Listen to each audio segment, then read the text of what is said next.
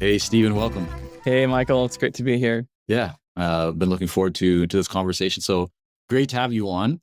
And to start, I thought we'd go back a little bit in time, and if you could just explain how you got to where you are today in your business. It all started when I was a child.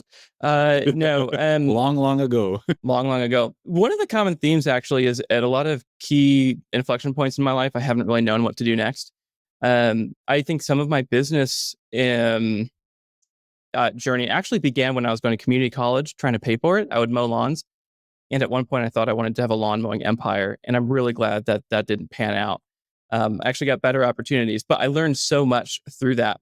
But I was going to community college. I was mowing lawns, and then I transferred to U of I Urbana-Champaign, and I got sucked into the science realm there. Didn't know what I wanted to do after that, so I continued to grad school, and I just really lucked out in some ways to get an experience where I worked in a lab where we would test infant formula. We would actually raise pigs, test infant formula for a lot of different companies. And I thought, wow, this is such an interesting, like unique thing. I've never heard of people doing this. The research is going so well that in the last couple of years of my PhD program there, I convinced my then PhD advisor, who turned into a business partner, to start a company. I think we were going off on like winter break, and I was like, hey, we should start a company. All right, bye. See you in a month. And then took like the next year after that to just do a lot of like ground research on what to do, how to run a business, which is just like a forever learning thing. And then so we started this business in 2018. That's when I was still a PhD student, but I didn't seriously run it for about a year. And then we ran it from 2019 to 2023. And it is nothing at all like what I originally thought it would be or started it out to be. We thought we were going to do all this like research on pigs and formula and things like that. Completely different.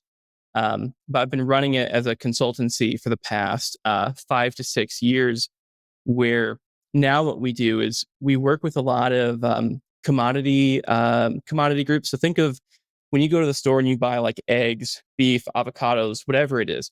There's a lot of these commodity boards where a portion of that money circulates back to like a nutrition science program where they fund a lot of research. Are potatoes good or bad for you? Are avocados good for you? How much beef is too much? Where they do a lot of that type of research. We also work with consumer packaged goods companies. So think of like big names like General Mills, PepsiCo, Nestle, and those are really big companies, but you'd be surprised by the size of some of their nutrition science teams. So we work with them to make sure they understand the science and can substantiate claims. You know, everyone wants to put on the label of some food that this is going to make you better, smarter, faster, stronger, whatever it is. But we work with them to understand the science and make sure they don't, cross lines in terms of what they say. So it's been what I'm doing now. I could never have predicted is what I would be doing. So many thoughts that come up for me as you're kind of describing that. I mean, I guess one of them is, so what someone might wonder, and I guess I'm wondering, when I think about a large company, so I'll remove any potential names in my mind, but let's just say a large established company, a brand that many people know of, they already have these teams of scientists and people that understand, how to develop the food product. Why do they actually need you? What's the value add that your company is providing that they can't necessarily do in-house? Yeah, that's a really great question. And an objection we still get to this day on some things. And the answers are various. One of them, to give an example, we had someone ask us to review this topic about sugar. Is there a difference whether you eat your sugars from foods or beverages? And there's been a lot of great research on this. So one, why do they need us when there's other accomplished research professors who have talked about this? Two, the person I'm talking to is a PhD nutrition scientist. Why can't they do it themselves? So one of the reasons that has really surprised me is just having third party like verification. So this person reached out to us because they said, you know what, I'm pretty sure I'm right about this, but we want a third opinion. We want someone from outside our organization who hasn't, unintentionally or otherwise drank the Kool-Aid around this to tell us, like, do we have our heads on straight? And I thought, well, why don't you just go read these papers by these professors who also were third party, and they went, well, they've also been funded by XYZ company. We're afraid they might be biased. So, a few months later and $70,000 later, I came back to him and I said, yep, you were right. Those researchers were right. You're on the right track. So one element is just to make sure they don't go down the wrong path, because research is incredibly expensive. There's the whole idea of like sharpening the axe before you cut down the tree. These studies that companies run can cost $1 million. So, they might spend six figures just planning that, even just ideating around what do they even need to research. So that's one element of it. Another element is just time. These nutrition scientists, they're just busy. I mean, so you've got these huge Fortune 500 sized organizations. There might be 5 or fewer nutrition scientists there. So they've got tons of engineers. They know how to make the stuff. A lot of them actually do not understand what actually happens once you eat it, which might sound so crazy and foreign. But there's so much science that goes into how do you make something shelf stable. And when I say nutrition science, I differentiate that from food science. Food science is like how to make it. The nutrition is what happens once you eat it. And probably a lot, we're both aware there's so much misinformation out there. It's really hard to be an expert in all things. And so when we're working with someone, they're saying, hey, our CEO just like heard this thing from his cousin about low carb diets, and they want me to look into it. Oh, and also, can you tell me what's the best thing to improve sleep and also memory and also gut health?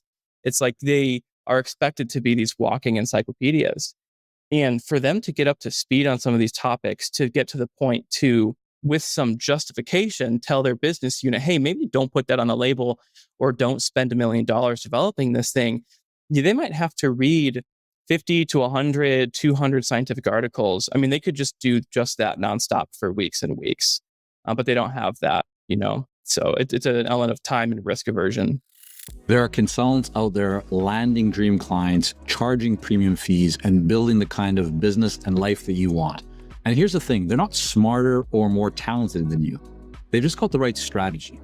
If you're tired of guessing your way through the next steps, wondering if you should raise your fees, change your marketing strategy, or find better clients, it's time to stop spinning your wheels.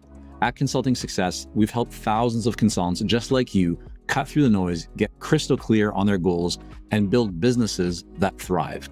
And the best part, it all starts with the free Consulting Success growth session. This is your chance to get personalized guidance on how to break through your challenges and build the business you deserve. No fluff, no gimmicks, just real strategies that work. So why not you? Why not today? Go to consultingsuccess.com/grow and book your free session now. Let's take the guesswork out of growing your consulting business. Again, visit consultingsuccess.com/grow today. Yeah, I mean, you're sharing some really great points that I hope everyone joining us can start to kind of overlay on top of, even if they're not in the business of nutrition science, right? There's how you're dealing with these objections. How can you add additional value or kind of create that perception of value, or your positioning right in the marketplace? I think is very significant there. So describe, what does that look like? I mean, you talk about one engagement, you go off for a while, $70,000 later, you give them the third party verified, like, yes, you're on the right track, keep going. Just describe, what is your typical kind of service and process look like? It's definitely evolved. So I'll talk about the good version of the process first. And it has become repeatable, where we have something like a discovery offer. Someone says, hey, I need you to tell me, does magnesium work to help me fall asleep at night, or something like that. And there's a lot of unknowns. And that, does it? Does it? I've been in the process of that one. Melatonin is pretty good. Melatonin and tryptophan are good. Magnesium is not proven, in my opinion, not yet. So when someone asks that, it comes down to like, okay, so how are we going to price this? How do I get this into a contract? There's a lot of moving parts here. I'm not an expert on it yet. It feels like I have to become an expert to even get to a price point. But we always start with a small part, which is just, we're going to find how many studies exist on this topic. That alone, for some things, could do it in like a day. For more complex topics, it might take a month or 2 months just to do that part. So whether someone goes all in with us on an engagement or they just dip their toes, it's still going to start in the same place, which is this little discovery offer where we say, okay, we're going to collaborate. I hear the question you have. I'm going to translate it into what we need to do to figure out how much research is on this in the first place. Sorry, Stephen, what do you call that? What is that discovery offer? How do you kind of position that and brand it? Believe it or not, I actually just sometimes call it discovery because that is kind of what we're doing. But the technical term, we call it search and screening. We're going to search through some scientific databases and then we're going to screen through all the hits. I mean, just like you might on Google. But here, like to be thorough, I mean, you have to look through like 10,000 hits. So we just call it that. Sometimes we just call it phase one. So it's not quite as branded as you might think it needs to be. So that's the first step. The second is, okay, we've searched through these 5,000 articles to find the 10 that are actually of interest. And there we're going to read the papers, extract a bunch of information about it, synthesize it, summarize it. So the way we structure these engagements is here's that first part. And there's usually not a ton of variability around it. Like we've got it down to how long it'll take us. We've put like boundaries around it, like how many topics they can ask about, things like that. Then when we get to the next stage, that's where what has been really helpful and successful is instead of just giving them one number, giving them that 3-tier option. Think of like low, middle, high, or think of like, here's the studio apartment versus, the starter home versus a mansion. And, the things that change there might be like the depth of the review we do for them or like the quality of it. The quality, no matter what stage, is going to be good enough for what they want. There might be some bells and whistles on the very high end. But we try to ask, why do they need this service? When they just need this service to make sure their CEO or business unit doesn't make a dumb decision, they're looking for a quick no. So they don't really care about like 100% quality thoroughness. They're looking for enough to get to that go no go decision. On the other hand, like if we're working with someone and they want to make a claim on their label, they don't want to have any sort of legal suit following them. And that's where we're going to like no stone unturned. And those are levers that allow us to say, okay, here's your like 3-option proposal to, get to that answer quickly, or, we're going to cross every T, dot all the I's. So it always starts with that initial discovery. We will do that. It usually takes about a month. And then we say, okay, here's the budget for the next part. And some of them, we just say, hey, you just have 100 grand. We're going to fit that into this. I actually don't know how much is going to go into this, but Do your clients typically come to you with a budget in mind? Like they say, oh no, I mean, we have to dig it out of them. Okay. I'll say, hey, what's the time and budget? And the answer is always, well, the time is yesterday and the budget is, I don't know, let me check. But you can usually, I'll get some feelers like, okay, well, if we could do this for 5,000 with that, can you do that? If it costs 50, does it cost 500? And they go, okay, well, that's obviously not it. And those sound like silly questions, but it actually does help me really quickly identify like where they are in the ballpark. Because I'm trying to qualify them to usually a company that can spend, 50 to 150 without that breaking the bank, which then, that means I'm talking to a certain type of company at that point. Right. So that's kind of like your sweet spot for most engagements is somewhere from 50 to 150, give or take. So, and then just for everyone who's joining us who might be somewhere else in the world, we're talking 50 to 150,000 US dollars. Right. Mm-hmm. Okay. So that's the way that you structure the business right now. I know things are going well. You've continued to grow the business. I want to take a step back or just even go a slightly different direction, which is, how are you getting these clients? Like, what are you doing right now to attract clients, to get a seat at the table, and bring them in, if you will? Yeah. The first thing I did that I would recommend to anyone is, I mean, I was unproven at the very beginning of this. No one knows me. I have no network. I thought I was proven because I had this PhD and everything. That's not the case. So the first thing I did is, I mentioned I have a business partner. He's my PhD advisor. And, when I was in grad school debating this, I went through this program called the National Science Foundation I-Corps, and they talk all about customer discovery. The goal being you're trying to find a business plan. Don't try to sell immediately, but it hammered into me the idea of like customer discovery and customer development.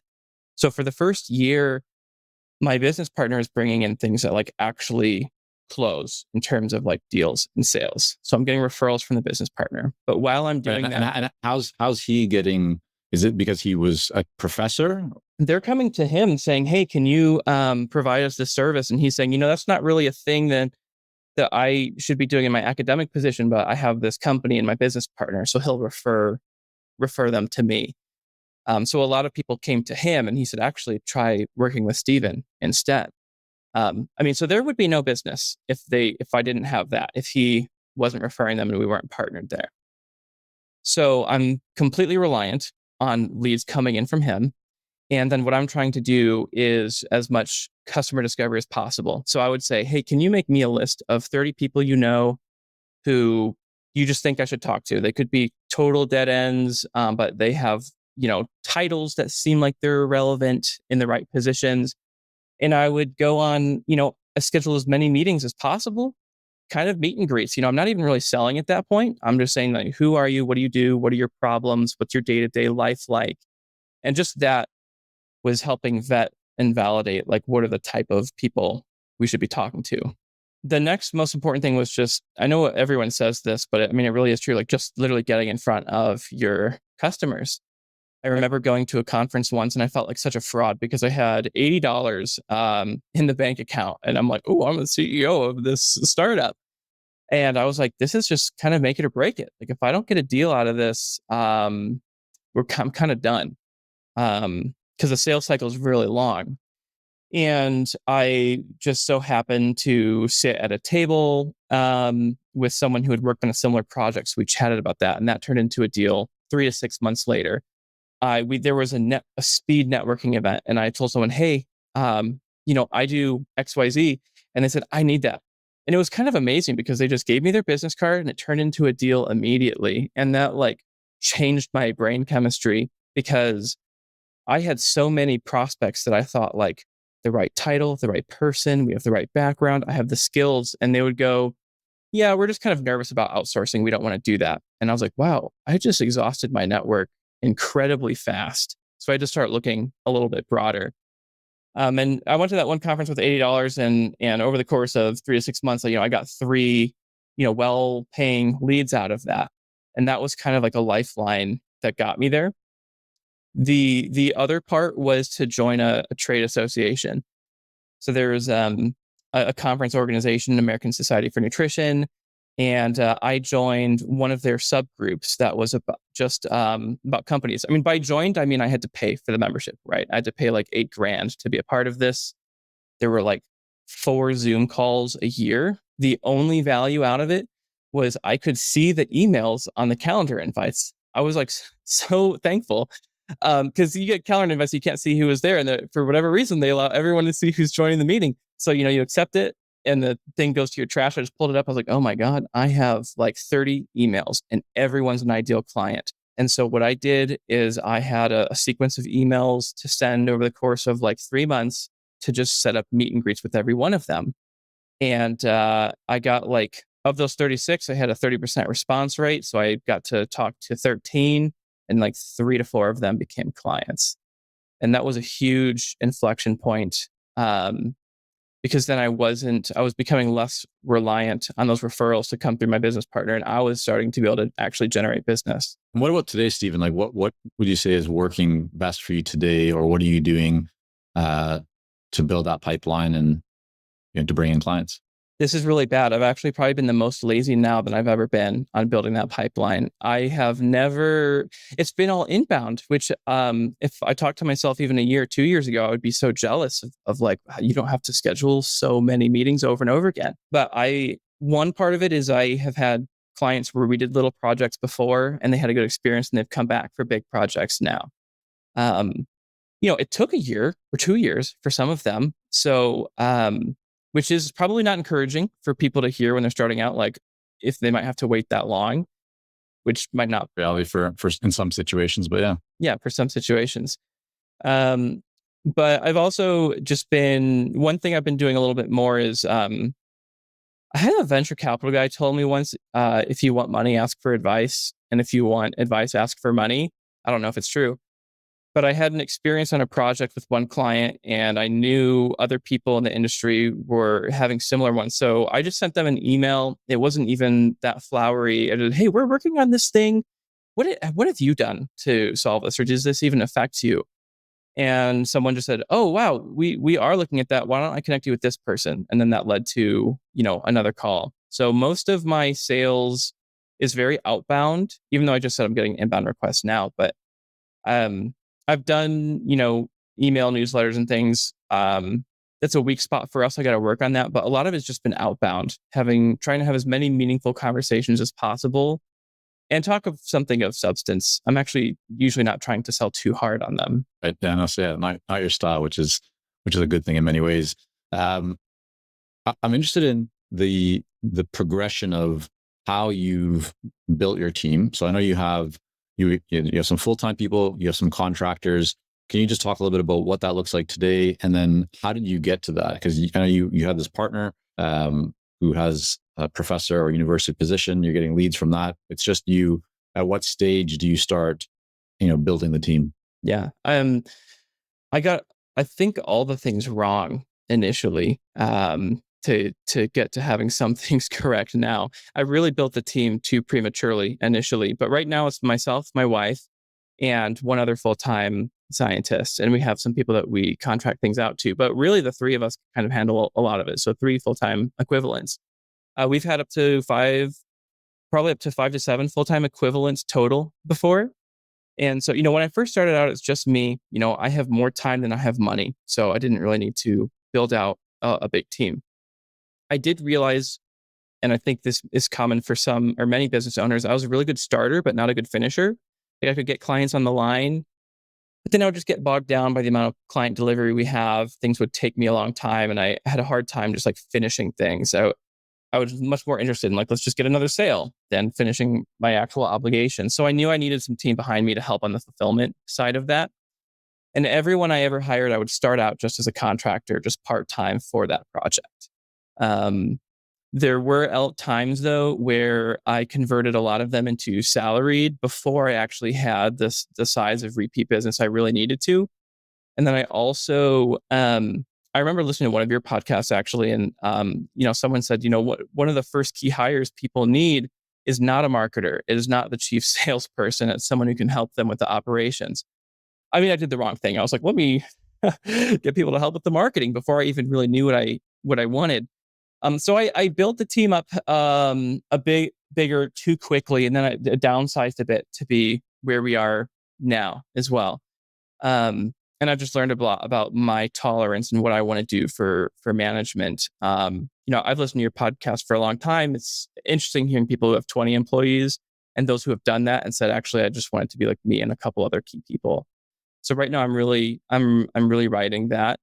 And what I've envisioned for the business has really changed over the years too, especially once my son was born. Stephen, can you talk a little bit more about that? Because I remember, I mean, you're one of our amazing clients in the Clarity Coaching Program. I've had the pleasure of hearing some of the things that you've been working through, and I remember, like, it really stuck with me when you said that it was like a very intentional decision to change the model and kind of change the structure of the business. And what resonated with me a lot, and what I remember very clearly, is, okay, here's somebody who's being very thoughtful and is not just prioritizing money and growth for the sake of it. You're really thinking about, what do you want from a lifestyle perspective. You still want to make money, you still want to build. You have your son, right? You have a family, so you're being very thoughtful about those things, but you're not just only thinking about growth. Like, you're really wanting to have a good, strong balance. And you've been building a great, very successful business. But can you just talk a little bit more and share, like, what was going on in your mind at that time? How do you think through it to arrive at the current model that you're at today? Yeah. I was actually really nervous to have our son, not because, I mean, obviously that's a lot, but I was nervous that I would lose my ambition, and my fears were correct, but I no longer feel bad about it. It actually did kill my ambition in some ways. But it was good because I did have this growth mindset, but it was a bad growth mindset. Like before Henry, my son, I was like, if I have lots of clients and lots of projects, that means I'm valuable and people like me. So I would say yes to projects I really should have said no. I would unintentionally discount or undersell myself when prices should have been really high. I mean, I remember selling something for 20,000 that if they asked now, it would be 100 minimum. I had no idea at that time. Then I had our son, and this is a few years into the business. So I had gone beyond being starving. I mean, I went from grad school where me making 30,000 before taxes and my wife, a special ed teacher, making 45 before taxes. We weren't even getting 80 before taxes, US dollars, right? So like any success was nice. I didn't need to make much to feel good. But then our son came around, and I mean, one, I don't have time, didn't have time to entertain things that were not going to be very profitable, or high enough volume. But I had also gotten to a level of income where I started noticing that, like, I don't really know if I'm going to feel that much happier if I break my back to do this project. Like, we're kind of at capacity now. Before, I probably would have said yes and done the whole like figure it out later, which I have done before and has not gone well. Um, and so now it's like that caused a whole shift in my values and mindset, because now I no longer feel like I need a lot of clients and a lot of revenue to feel that intrinsic worth. Now it's kind of coming internally, which is a good thing, but it's totally reframed how I approach things, because I used to just get that value from like, I'm doing the marketing and the sales and it's growing. And now I'm like, sometimes I'm like that, more money, more problems. And every parent I've ever talked to is, always like the years go by fast, and, young age is so important that I've kind of intentionally, I don't want to say pause or slow down. No, that is kind of what I've done a little bit.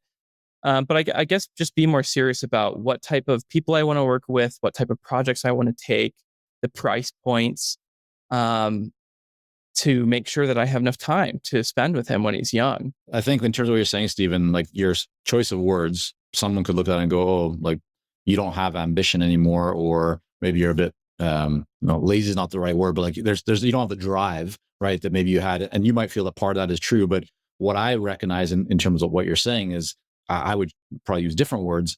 I would say that you're much more selective, Yeah. right? And you're much more intentional. So I know where your business is at. You're doing very well. You've got a nice tight team. You've structured the business to achieve what you want at this current chapter of your life. And that doesn't mean it'll always stay like this, right? It might change going forward, but you're just selective. And in fact, this is, I think, a really powerful thing for everyone, regardless of whether you're a team of one or you're a team of 10 or 20 or beyond. Just to pause for a moment and think about, like, what do you want to select? Because the value in your message is that, just saying yes to more, or discounting or making all these sacrifices, does that really align with what you want? And what's interesting is, if you look at where your business is at today, you're working with the clients that you want to be working with. You have clients that are paying premium high value fees because they see the value. And so less is not always, or so I should say, more is not always more, right? Sometimes less is more. And you structure your business to be a business that is based on value, not based on volume. Not everyone chooses that, right? Everyone has different goals. There's no right or wrong. We work with lots of clients who they want to build a team, or they want to reach multi-millions, or they want to have a productized offer, and less customization and so forth. There's no right or wrong. It's all about figuring out what is right for you. So I appreciate you for sharing that. Yeah, I think there's a timing of it, because there's going to be a point in time. My son is 3. So I think when he starts going more full time to school, that's when I'm probably going to ratchet up the way I scale the business, maybe to be more in volume.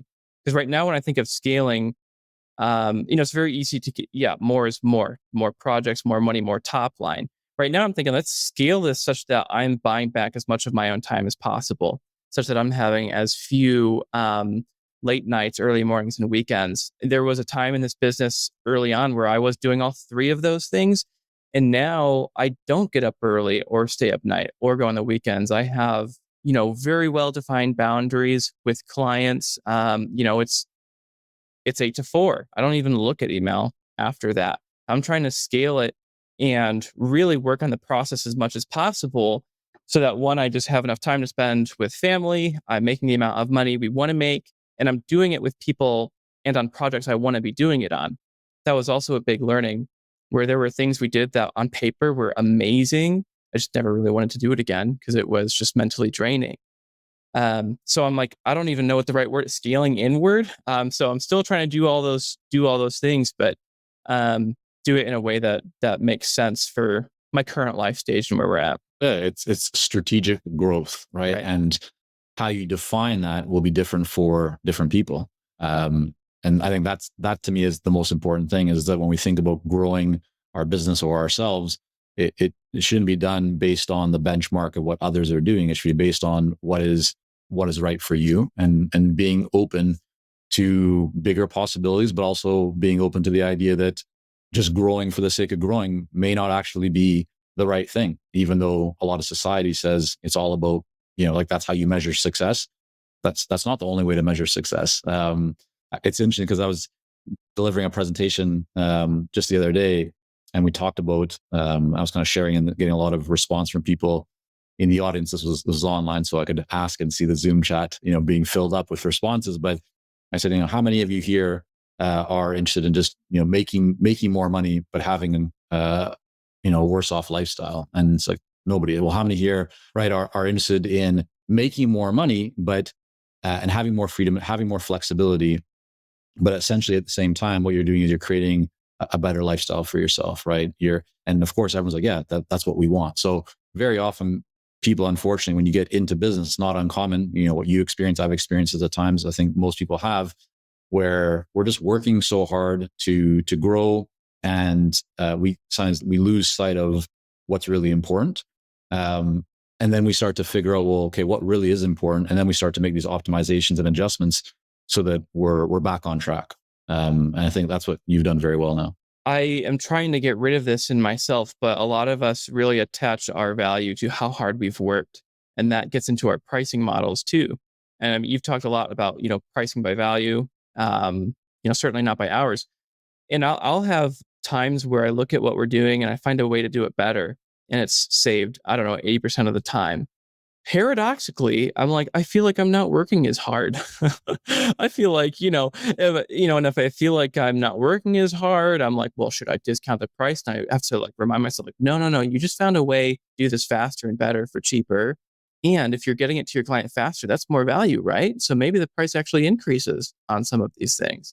So it's just so easy to just convince yourself that, like, well, if I just work hard, it'll be okay. And that actually might be why it's not okay. Well, so the other way this shows up, and I see this a lot, and I've definitely dealt with this, is the entrepreneur, the business owner, not wanting to take time off for themselves. Right? You feel bad not working. You feel bad not spending time on your business. Yet when you look at some of the most successful people around us, right? Generally, I'll put Elon Musk in a whole other category because he's from another planet. Just whether you love him or hate him, does some amazing, has made amazing progress, and definitely I do not want his lifestyle. But I think what's interesting is, so often we don't feel good, like we feel guilty taking time for ourselves. Yet my point that I was making before going on the tangent with Elon is that the way that we all get our best ideas, right, is not when we're sitting at our desk trying to do our work. Our best ideas come when we're out for a walk, we're in the nature, we're in the shower, we're at the gym. And so these times, by giving ourselves more time to think, we actually end up creating more value inside of our businesses and become better parents or better, partners or whatever it might be. And so this is one of these things that is hard for people, I think, sometimes. And it was hard for me for quite some time to understand that you need to give yourself that time if you want to actually grow as a person and as a leader and grow your business. But you can feel guilty in doing it. But once you recognize that it's not something that you should consider doing, it's like something that you really must do to show up and be your full self. Question for you then. This I wonder, if you were to go back in time, kind of the benefit of hindsight, what do you know today, or what would you have done differently in any aspect of your business or the structure of the business or price, just anything that comes to mind? Like, what stands out for you as something that you would do differently? So two, I think, really tactical things you can do that I think made huge differences is present your proposals live. So I would have, meetings with the client. I'd go away and I'd come back and I would email them a proposal. And sometimes they would say yes. A lot of times they would say no. And you just can't tell what's behind that no. And you don't have an opportunity to, uh, uh, combat any of those objections. And I resisted that for a long time because I was like, well, that just draws out the sales process. I could send it to them today, but now I have to schedule a meeting and people are in and out of the office. This is going to take another month. It is worth it. And to give an example of why it's so worth it, I had a client say, well, we did this first discovery part for them. And then I said, okay, well, the next part, what's your budget look like? And they said, we're thinking only like another 10,000. They had done 15, so 25 all in. And I was like, man, this is bad. Um, but I was like, I knew what they needed and I presented something to them that was like 130. And I did it live, and that person went on maternity leave soon after that, but they were like, our boss loved that. We're going to go with that. And I was like, man, if I didn't do that live, I would have just sent them the thing for the 10K. It just wouldn't have worked. And the other part was doing the 3 options. I would usually just give them one number. And, there's all sorts of reasons people have trouble with pricing, like you don't feel valuable enough or you don't want the rejection or whatever it is. The 3 option thing is great because it takes the load off of yourself because you're like, look, I gave them a budget friendly option. That's going to work for them. But I also gave them things that are going to provide even more value. So if they have the budget, they can choose those. So you no longer have to feel like maybe you made a mistake by under or overselling and you missed the sweet spot. It's like, well, you can kind of capture it on those 3 things. So that is so simple. Anyone can do that. And it literally doubled my average deal size just doing that. It's so easy. Those are the things like, that you don't get on a lot of other business podcasts. You get all this like fluffy, uh, intangible advice. Like I used to listen to How I Built This with Guy Raz, and it's like, I don't need to be following the playbook of Ben and Jerry's and Airbnb. We're a different company, which is why this stuff was very helpful. So proposals live with them, three tiered. I remember Stephen, you sharing in the Clarity forum, like some of these. I think I remember, if I'm not mistaken, that 130K deal specifically when you're talking about it with Patrick, and there were some things happening, and just like seeing. I didn't see you in that moment visually, but I visualized some of the light bulbs going off and the power of, like I can see how this makes sense to actually meet the client directly and review the proposal together, or the power of 3 options. And now you've applied it, so well. Okay. I would be remiss if I didn't ask you, and I know I mentioned this before we jumped on, your expertise is in, nutrition. And so when we think about business owners, we think about people who are, very active. Their minds are very active. They need energy to focus, to get stuff done, to give presentations. What stands out for you, or what could you share with either a very common misunderstanding when it comes to nutrition, something that you maybe think people are like they're selecting to eat or ingest or whatever, but it's actually either much better or much worse for them than they understand, or just maybe a little known nutrition fact or tip. What would you say to somebody who wants to stay more focused, more energized, and just overall be healthier? Yeah. I mean, there's long-term things you need to do to change your lifestyle and habits, but there's some short-term ones, which maybe are kind of obvious, like tea. That tea has L-theanine in it and caffeine, which What kind of tea? Green tea or black tea. Black tea is going to give you more caffeine, but L-theanine is like an amino acid in it, and that's in green tea as well. And those are well documented for promoting cognition, attention, memory, those types of things. Now, long term, the majority of Americans, actually people in Western civilization, are like deficient in fiber. They're not getting enough fiber. I mean, everyone knows to eat your fruits and veggies, obviously, of course. But a lot of people think of fiber, and I'm going to put in that bin prebiotics, which are technically not fibers, but they're close. Think of them in terms of like, oh, that's in the laxative aisle, right? Oh, I don't need to go more, or I want to go less. Metamucil or something like that, right? There is more and more evidence, and this is what I did my PhD on, that it promotes brain development. It helps with even on the emotion regulation side of things, waking stress levels, helping you pay less attention to the negative stimuli in your life and more on the positive. It's unbelievable. Fiber affects everything in your life.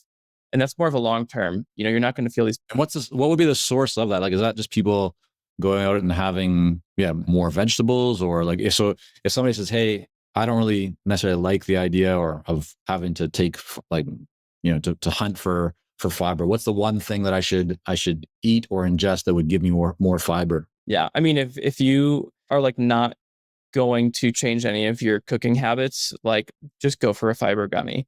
Just start there. That's the easiest thing. Really long term, try to become a better cook and start consuming more beans, legumes, non-starchy vegetables. Non-starchy would be like your broccolis, a lot of the leafy greens. Starchy, think like potatoes. Um, it's a lot of vegetables and fruits, and as scientists, we might debate about which ones are the best ones. And there's all sorts of different types. That's just someone who's not a scientist, doesn't matter. Just get more. So quick disclaimer, and then I have one more question for you. Like, none of this is legal advice, financial advice, or health advice, right? Like, or that we're just talking here, two people, and take whatever you want from this, everyone. But just that disclaimer here, we're not saying what you should or shouldn't do necessarily. Is there one thing from a nutrition perspective that you hear, Stephen, or you see over and over again, and you just think like someone is lying completely, because all the data, all the evidence that I've ever seen points to the opposite direction? That is such a good question, because there's like it's like death by 1,000 cuts. There's like a million little things that really bother me. I think one thing though is a lot of fad diets do work, at least for a little while. If someone goes on a low carb diet or ketogenic diet, I'm not saying those things don't work, but a lot of times when you have to go on a really restrictive diet, one, you're probably being more disciplined than you've ever been. But two, you also are probably eliminating a lot of things that you shouldn't have been eating. So it might not be the fact that you went low carb or keto or whatever it was. It's that you stopped eating in excess, or you stopped eating things that you shouldn't really have been, you were having less candy, something like that. So the reason you get that benefit might not be what you actually went in for. Yeah, I love that perspective. That's really interesting to kind of think about that, because that's probably what most people just focus on, the sexy, flashy, shiny object of whatever they're being kind of touted. But you're saying just the shift in habit to get there is what actually might be having a much bigger impact. I mean, it's I'm a sucker for this of like, oh, I just want to get more information and then make a decision. What's the ideal macro combo? What are the foods? I actually think knowledge is like 10, maybe as little as 5%, because you do see fitness influencers spouting off completely wrong stuff, but you're like, look at them. They're really fit. Maybe not for the right reason, but it's really a lifestyle change. I mean, it can be very hard to hit the right amount of nutrients and calories and things like that. And if you're not a good cook, it's not going to be fun. So you really need to change your entire lifestyle. And I'm trying to do that myself. I've been in this for a long time. I just have a goal to eat 3 vegetables a day. And I've given myself an out that, like, if that means I just have to go and eat 1 carrot, I got one. But try to have it more often, because for me, big changes are totally unsustainable. So it's got to be like a slow burn to a new lifestyle. All right. Well, we're going to wrap up then on the vegetable note.